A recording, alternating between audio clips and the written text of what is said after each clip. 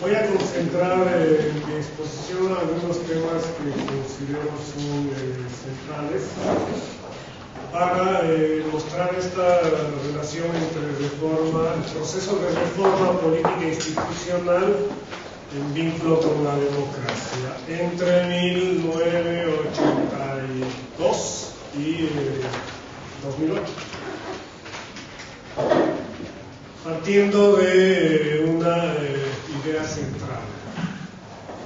En Bolivia, en los últimos 20 años, se ha llevado adelante un proceso continuo de reforma política e institucional que tiene como consecuencia, como efecto, la ampliación de la democracia.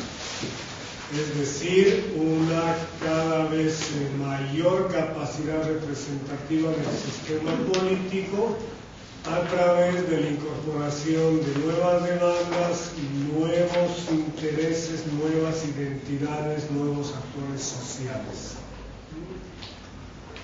A través también de la combinación de procedimientos novedosos y finalmente produciendo una, diríamos, correlativa complejización institucional de la democracia. Eso voy a analizar al final para ver cuál es el cuadro, el panorama general que presenta hoy día la democracia en Primer elemento.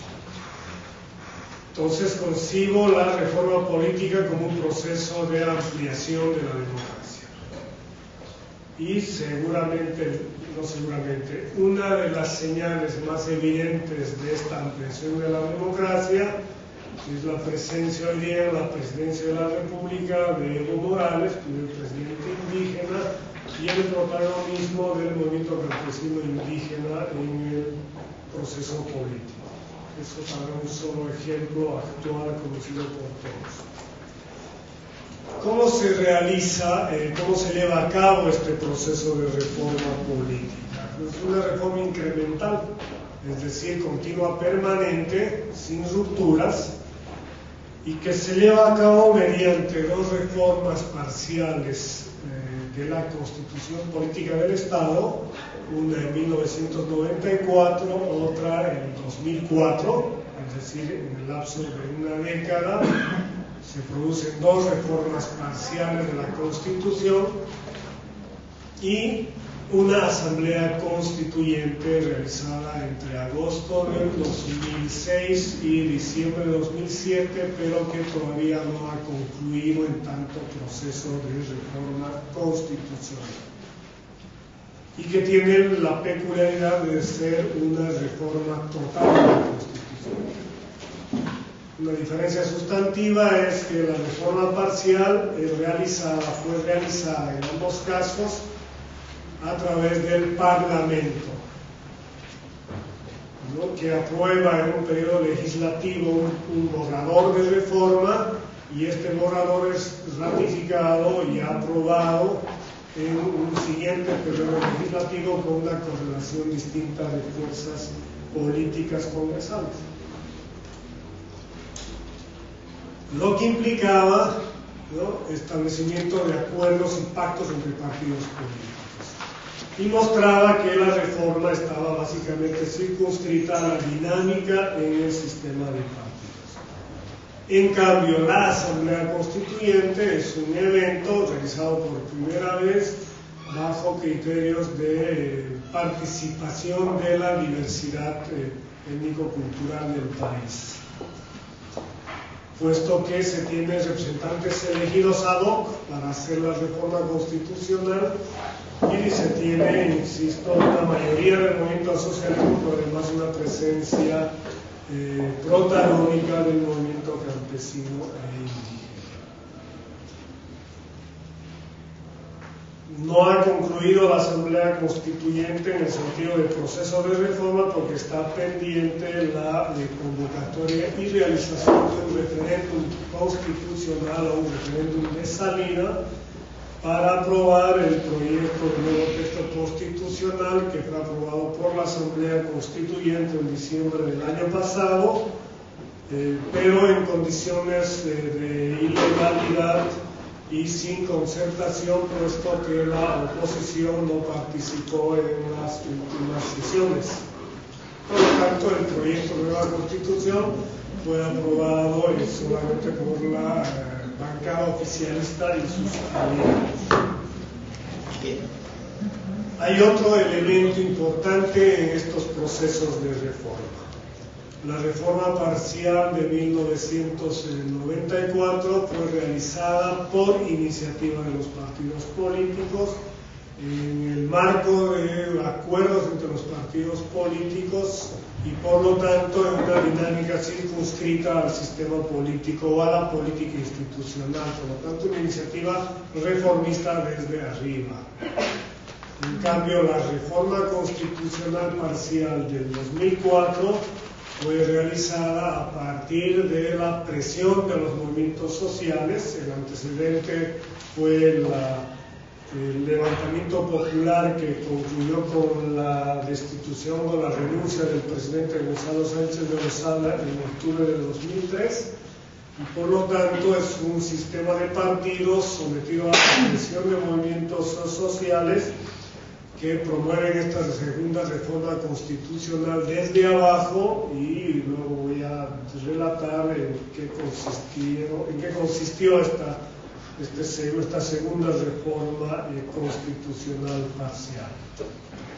Y la tercera, como les dije, la Asamblea Constituyente implica una presencia de movimientos sociales a través de fuerzas partidistas en un escenario de deliberación totalmente distinto, inédito, como era la Asamblea Constituyente, que aparece como un proceso escenario paralelo al parlamentario y al sistema de partidos.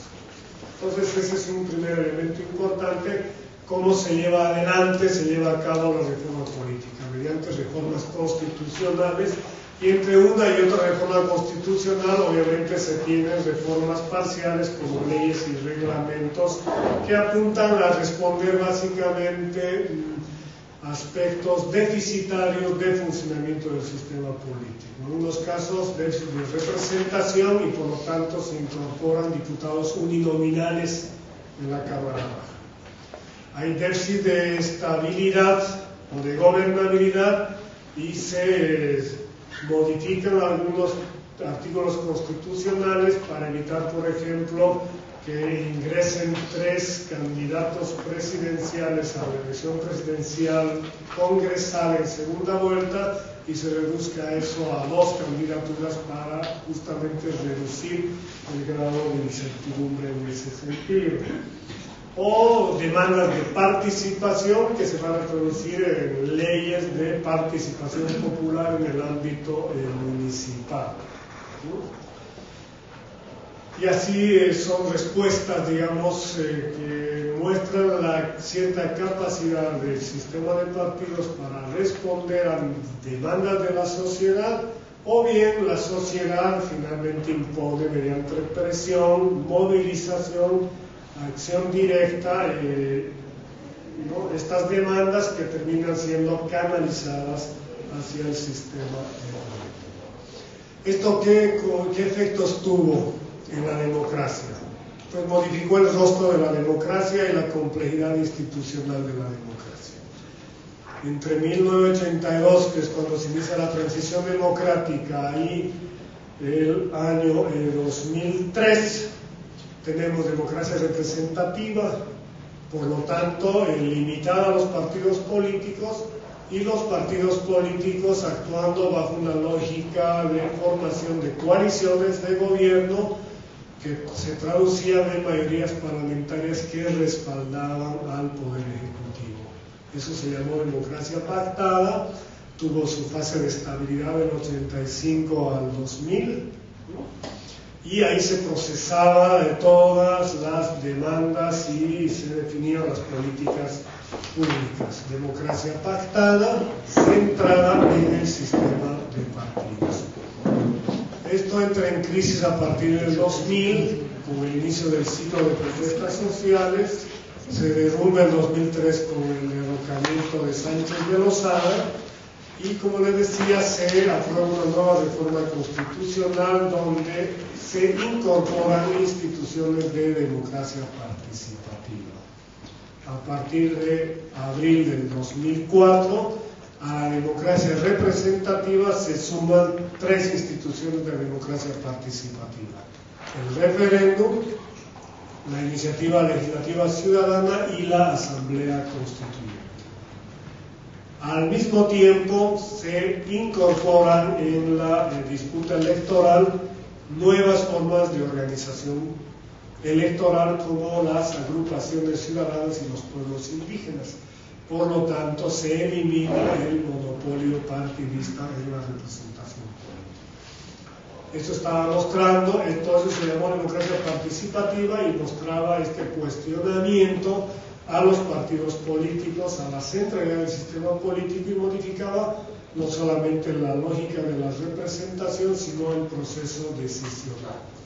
Y a partir de entonces se empiezan a definir mediante consultas populares, por ejemplo, la política de hidrocarburos, la política de descentralización estatal, ¿no?, mediante referendos, y se elige, se convoca a la asamblea constituyente. Adicionalmente se amplía la democracia con la definición de elección de prefectos, que son las autoridades departamentales o provinciales en otros casos, ¿no?, por primera vez mediante voto ciudadano en diciembre del año 2005. ¿No? Las autoridades de nivel subnacional que van a ser elegidas por primera vez mediante voto ciudadano, dando inicio a un proceso de descentralización estatal que luego sería respaldado mediante un referéndum sobre autonomías departamentales que da como resultado la victoria del sí a las autonomías en 4 de 9 departamentos del país. No evaluar eso con mayor precisión. Entonces, del 2004 a la fecha tenemos democracia representativa más democracia participativa y aplicación de esos mecanismos de democracia participativa. Es más, se puede hablar que se ha ingresado en el último año en una suerte de ejercicio plebiscitario casi permanente. Se han realizado referendos departamentales bajo un marco de legalidad, pero con mucha legitimidad, para definir, por ejemplo, la aprobación de unos reglamentos o estatutos para las autonomías departamentales en 4 departamentos. O bien, para resolver un problema de crisis política, se ha llevado adelante un referéndum para revocatoria de mandato del presidente y las autoridades departamentales, ¿no?, los prefectos de los departamentos, pese a que esa institución no está contemplada en la actual Constitución Política del Estado. Es decir, y está en discusión estos días la aprobación de una convocatoria a referéndum de salida o referéndum constitucional para aprobar la nueva Constitución, que incluye un referéndum dirimidor sobre un artículo constitucional que define la extensión de propiedad agraria. Entonces, como que todo el proceso político tiende a resolverse mediante la convocatoria a las urnas, así como algunas decisiones de políticas estatales se definen también a través de mecanismos plebiscitarios. Adicionalmente, en el proyecto de nueva Constitución, a estas dos instituciones, a estas instituciones de democracia participativa, además se sumarían nuevas instituciones que están agrupadas bajo la denominación de democracia comunitaria, que implica el reconocimiento de instituciones propias, normas y procedimientos propios de los pueblos indígenas y comunidades campesinas, ya sea para elección de autoridades o de representantes ante los órganos legislativos de distinto nivel. lo que implicaría una modificación, puesto que a la lógica liberal de un ciudadano y un voto se sumarían otras formas de elección de autoridades y representantes. Ahí se puede discutir si comunitaria es la palabra precisa, si es directa, si es otra forma de participativa, hay varios temas en debate ahí, pero nominalmente sería democracia representativa, más democracia participativa, más democracia comunitaria.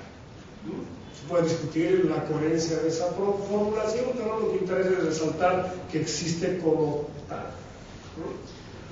Todo esto, ¿por qué? Porque forma parte de un proceso de transición mucho más complejo, donde entran en juego modificaciones muy claras de un predominio de política neoliberal del 85 al 2005. Ahora estamos en un retorno al estatismo mediante política de nacionalización emprendida por el gobierno de Evo Morales.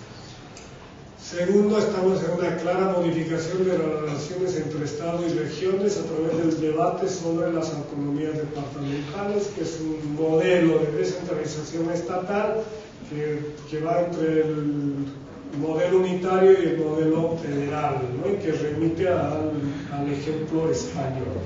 En todo caso, habrá nuevas formas de relación entre Estado y regiones, bajo parámetros, insisto, de ampliación de la democracia, porque habrá nuevos órganos de gobierno en otros niveles elegidos mediante el voto ciudadano.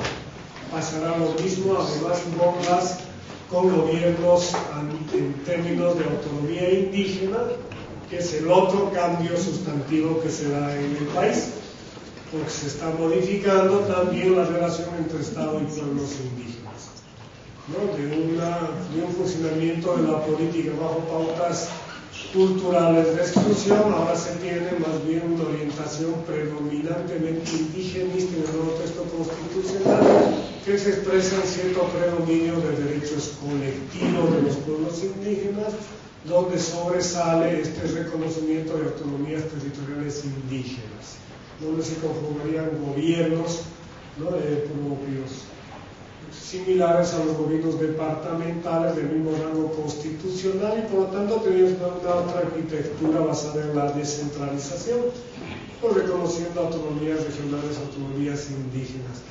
Este es un proceso que no ha concluido, está en tensión, está en debate, ¿no? Si las cosas se encaminan de buena manera bajo pautas de concertación, como está ocurriendo estos días en el escenario parlamentario, podríamos tener una convivencia de estos elementos que estoy mencionando.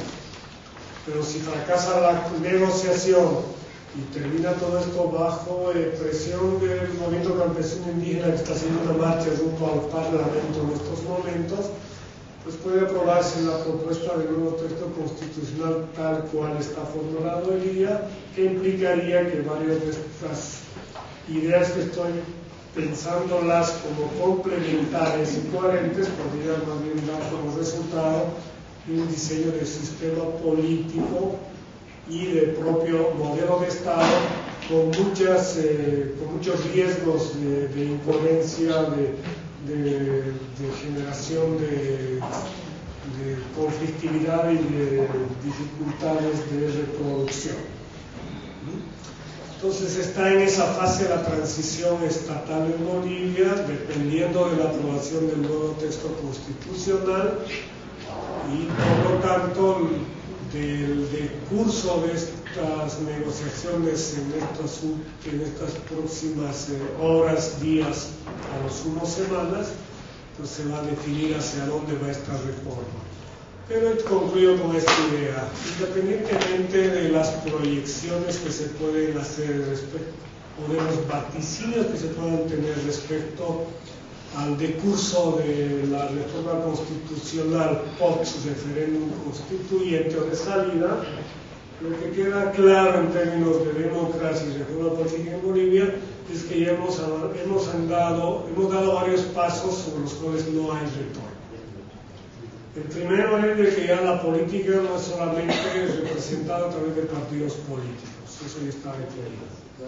Segundo, que hay la elección de autoridad, la descentralización política a nivel subnacional también es algo que no tiene retorno. Tercero, que la revocatoria de mandato como una forma de sanción, de control, sanción o evaluación de la ciudadanía respecto al desempeño de autoridades también es parte del nuevo diseño del sistema político. Cuarto, que la toma de decisiones respecto a la orientación de las políticas públicas centrales también será motivo de consultas populares. Y finalmente, que ya es parte de cualquier posible diseño del sistema político y de rediseño del proceso de toma de decisiones, la presencia protagónica del movimiento campesino indígena, ya sea en términos de actores presentes con capacidad de decisión o en términos de pautas de cultura política para ver los procedimientos para esas tomas de decisiones y en todo caso prestando atención de manera central a las demandas endossadas por el movimiento campesino indígena. Estos cambios ya son irreversibles, lo que está en discusión simplemente es si se van a articular de una manera coherente o no. Eso es todo, gracias.